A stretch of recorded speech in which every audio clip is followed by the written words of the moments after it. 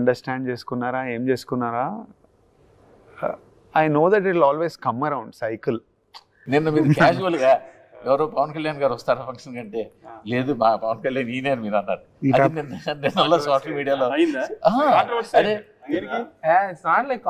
Controversy కాదు,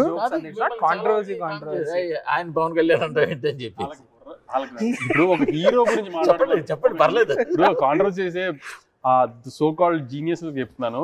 ఎప్పుడైనా ఒక హీరోని ఇప్పుడు మీరు హీరోలో ఉన్నారండి అంటే హృతిక్ రోషన్ లో ఉన్నారండి అంటాం కదా, అట్లా మా ఏ హీరో అయినా ఫస్ట్ రిఫరెన్స్ పవన్ కళ్యాణ్ గారిని తీసుకుంటాం. కాబట్టి పవన్ కళ్యాణ్ ఈయన మా సినిమాకి ఈయనే పవన్ కళ్యాణ్ అని అర్థం దానికి. అంటే ఈయన పవన్ కళ్యాణ్ అంత గొప్పవాడయ్యారో లేకపోతే ఈయన పవన్ కళ్యాణ్ దాటేసారని కాదు ఉద్దేశం. ఒక పవన్ కళ్యాణ్ గా ఒక హీరో గురించి మాట్లాడాలంటే ఫస్ట్ మనకు నోట్లో నుంచి వచ్చే పవన్ కళ్యాణ్ గారు కదా, అలా మా పవన్ కళ్యాణ్ అన్న అది. దాన్ని కూడా కాంట్రవర్సీ చేసి తట్టుకోలేరుగా, దాన్ని కూడా కాంట్రవర్సీ చేస్తే ఏం లేదు. అంటే కళ్యాణ్ గారు అంత గొప్ప మనిషి అని దాన్ని మన అర్థం. అది విజయ్ గారు మొన్న సెట్కి వెళ్ళారు కదా, పవన్ కళ్యాణ్ గారు సెట్కి, ఎలా ఉంది అక్కడ అట్మాస్ఫియర్? అసలు ఆ రోజు నేను షాక్ అయ్యాను. పవన్ కళ్యాణ్ గారు ఈయన ఇది చిన్నప్పటి నుంచి కలిసి చదువుకుని ఫ్రెండ్స్ లాగా మాట్లాడుకుంటుండే నేను పక్కనే అసలు ఎలా అసలు మంచి ఫ్రెండ్స్ లాగా ఇద్దరు.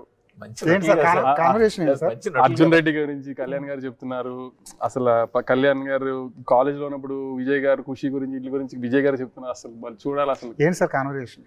జనరలీ లైఫ్ గురించి, లైఫ్ అండ్ అప్రోచ్. కళ్యాణ్ గారు స్పిరిచువాలిటీ, మైండ్ సెట్ గురించి చెప్తుండే.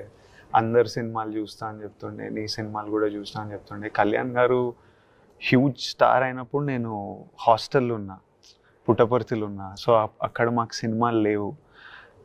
So I was telling him, me journey అంతా నేను బయటికి వచ్చి పెద్దోడయి యాక్టర్ అయిన తర్వాత అప్పుడు చూసిన.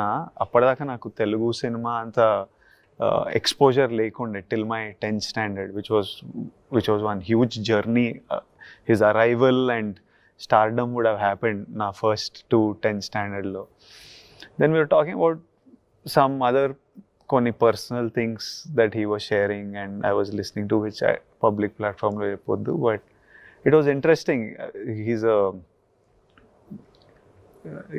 a phenomenon. So ఇంకా కింగ్డమ్ వస్తే అన్ని రివ్యూలో దాదాపుగా ది బెస్ట్ పెర్ఫార్మెన్స్ అంటున్నారు మీ కెరీర్లో.